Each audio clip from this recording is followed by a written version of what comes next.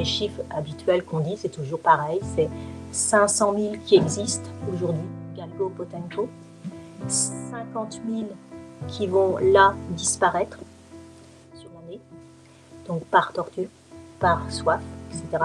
Et 5 000 qui passent la frontière comme Alyosha. Le premier galgo, Anton, est décédé d'un cancer de la moelle osseuse. Et j'ai remonté Alyosha, qui est juste à côté de moi, et qu'on ne voit pas, et Prestance, qui est un petit môme. Et là, le troisième que j'ai à la maison, c'est une Whippet.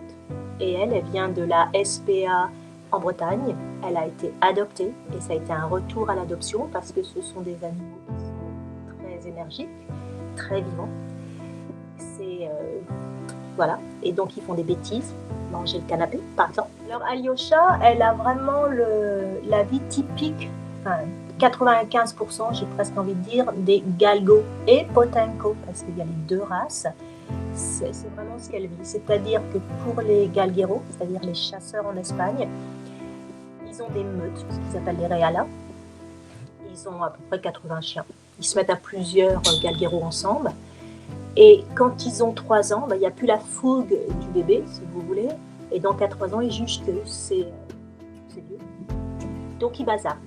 Parce que la chasse ne dure qu'à peu près 3 semaines. Ça finit vers le 1er février, donc on est vraiment dans la bonne saison, où là, il y a des quantités de morts, parce qu'ils ne vont pas nourrir pendant 11 mois et 1 semaine des animaux de juste 3 semaines. En Europe, à la CEE, la chasse avec les lévriers est strictement interdite, mais il y a une dérogation au niveau d'Espagne, parce que c'est culturel. Exactement comme pour la Corée. En France, ils ont plus la logique de la dernière balle. Voilà, le dernier jour de chasse, la dernière balle, c'est pour le chien. Parce que là, pareil, on ne va pas le nourrir. Attention, je ne dis pas que c'est tout le monde, mais si ça se fait, la logique française est plutôt dans cette logique-là. Et la logique espagnole, c'est donc ils ont déshonoré nos ancêtres, donc pour laver l'honneur de mes ancêtres, on les torture.